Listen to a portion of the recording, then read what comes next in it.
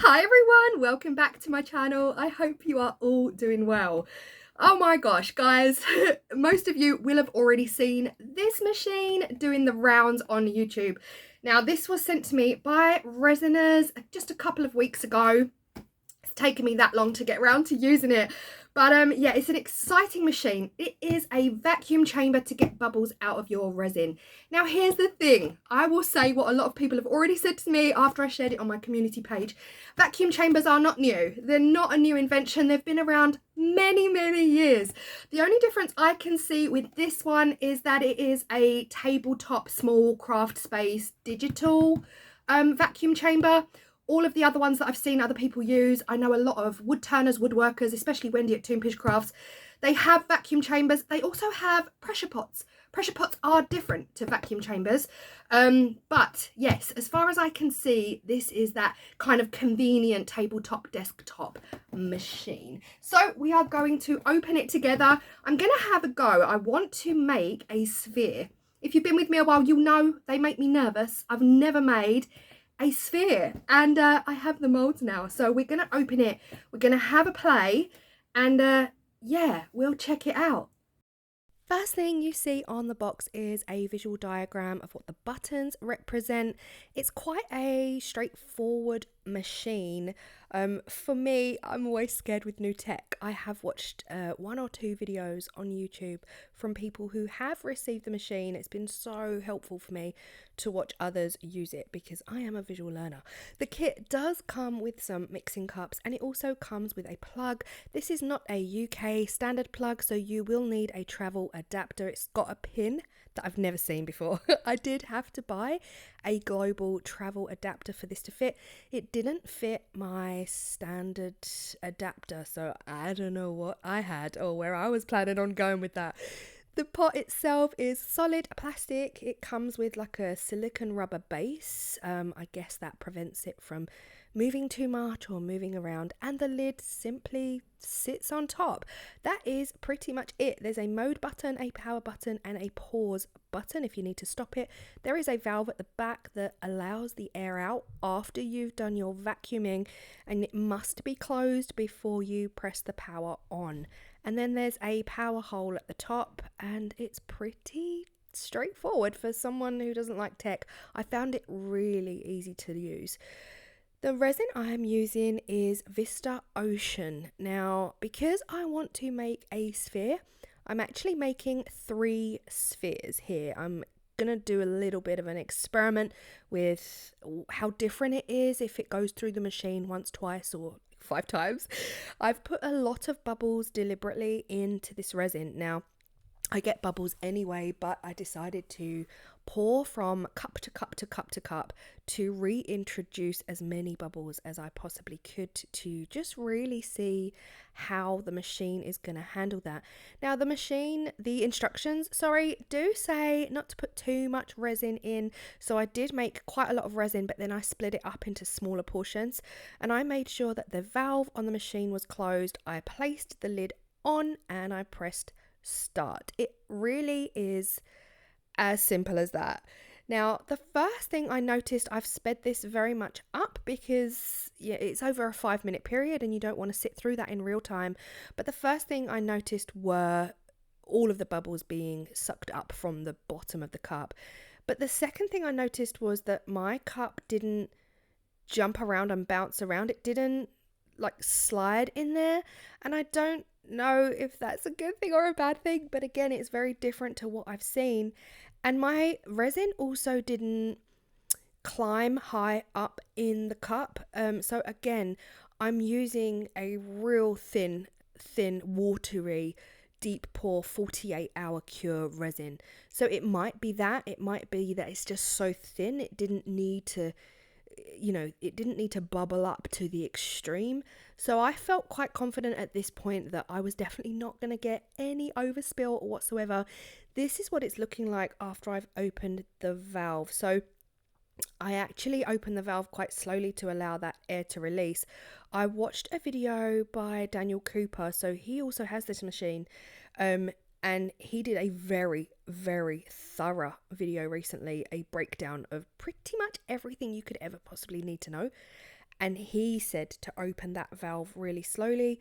So that's what I did, and yeah, this is what it's looking like. So I decided to put it through again. I think this resin in total went through the machine about 5 times. I wanted to put it through as many times as I possibly could.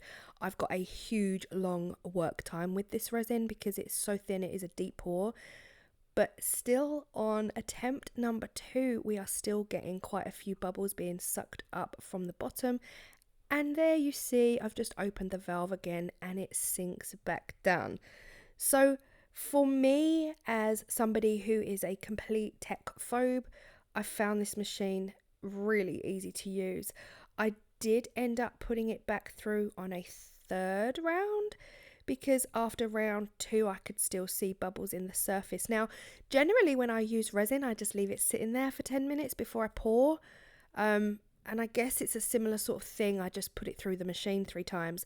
Now, this is the teasel. Oh, guys, if you followed me like a year and a bit ago, March, I did a studio vlog and I found some teasels on a woodland walk. And in that vlog, I said, I am going to make a sphere with a teasel in it. I have never, to this day, I still haven't.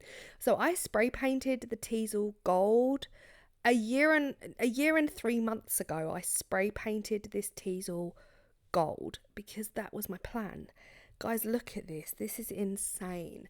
I decided to put the teasel in the resin back in the machine so that the air would get sucked out of the teasel and it would get replaced with resin. This was like a disco in a cup. It was absolutely crazy and so pretty to see how the machine was working to get that resin down into that teasel, because I don't want all of these air bubbles coming out in my sphere. And hindsight is a wonderful thing. I say that. One thing I've learned from this video is that just don't spray paint anything. Hindsight is a wonderful thing, and if I knew then what I know now, I wouldn't have even done this, to be honest. But it worked. Okay, it worked. This is what it looks like settling back down when I open that valve. But check this out. Bear in mind, I spray painted this teasel a year and a couple of months ago.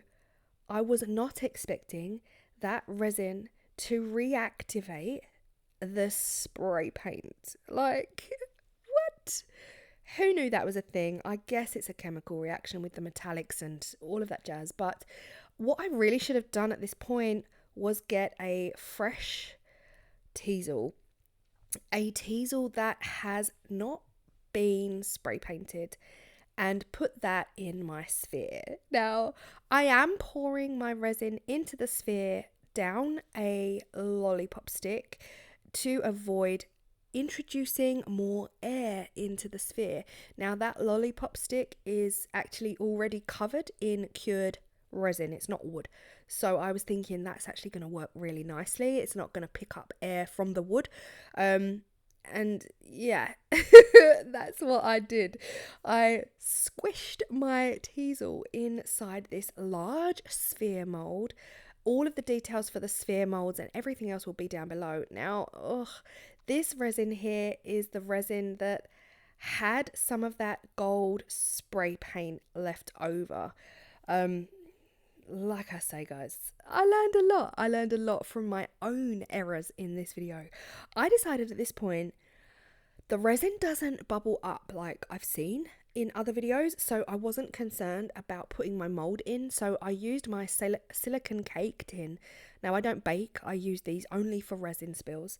I used my silicone cake tin to protect the Bubbleless machine, and I put my sphere inside.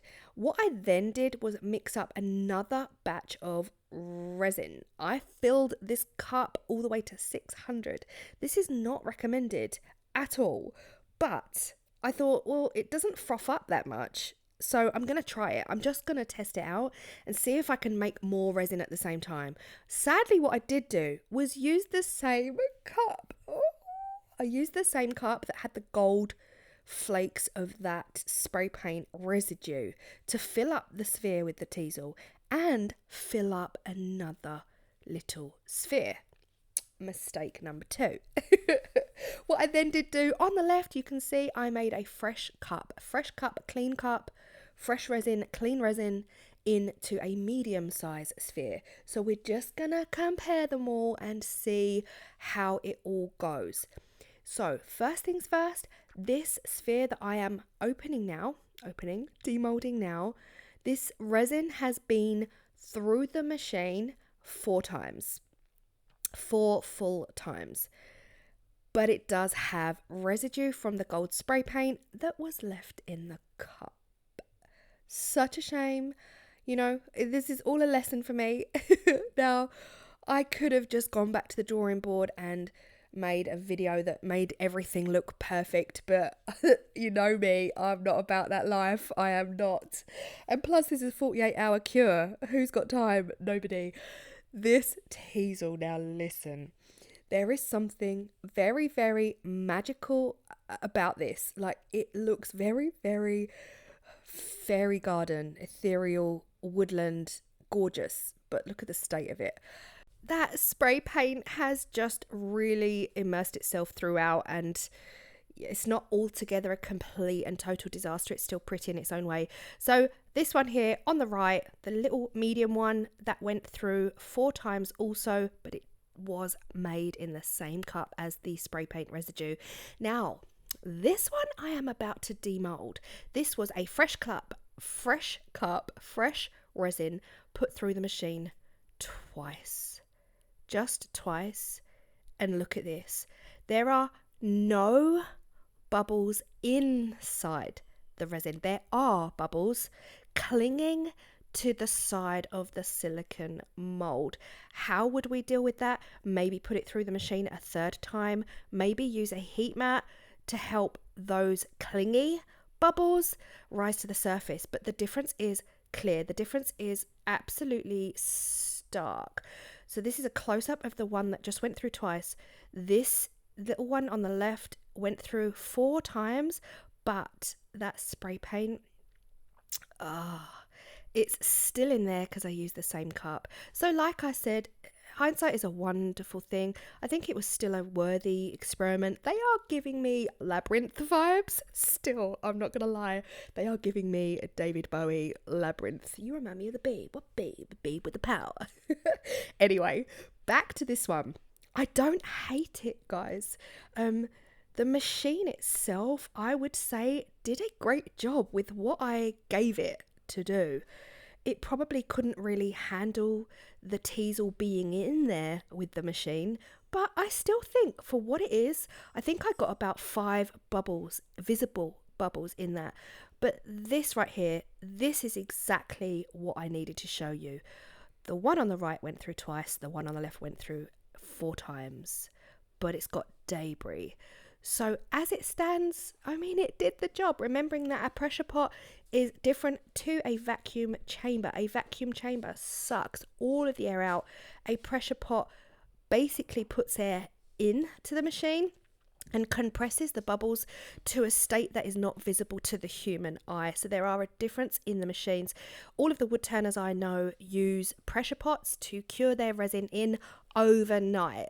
This is not that. This is a vacuum chamber. So again, this machine is currently retailing at £150. Hopefully over time, a bit like, you know, the latest smartphone, that price will come down. So if it is within your budget and you really do need that crystal clear resin, then yes, I would recommend. I am not sponsored to say this. I did not get paid to say this. I was sent the machine. So like I said at the beginning, other pressure pots are available. If this one is out of your budget, please do. If you think it's going to be a useful thing for you, but it's not in your budget, please do check out Amazon. Other pressure pots are available. However, they are not digital. They're not as easy. They're not as straightforward. They've got tubes and dials and taps and all of that. But if this is within your budget, then do check out the link below. If you do buy this machine via my link, I will earn a small commission. However, again, I'm not being paid to do this video. The results speak for themselves. You can see it here, how clear this sphere is. So thank you so much to Resiners for sending this over to me. I have enjoyed using it. It's given me ultimate flashbacks to Labyrinth and David Bowie. So for that, even that alone, I appreciate it. Will I use this machine for absolutely every resin video that I do? No, probably not, but I definitely 100% will use it for any more deep pours. This has given me the confidence to do more deep pours in the future. The next video, I really want to try this machine with Vista Turbo. Vista Turbo is my go-to resin. It is a fast cure, short work time resin, and if it works with Vista Turbo, then yeah, I might use it more often. I hope you've enjoyed it, and I will see you all in the next video. Bye.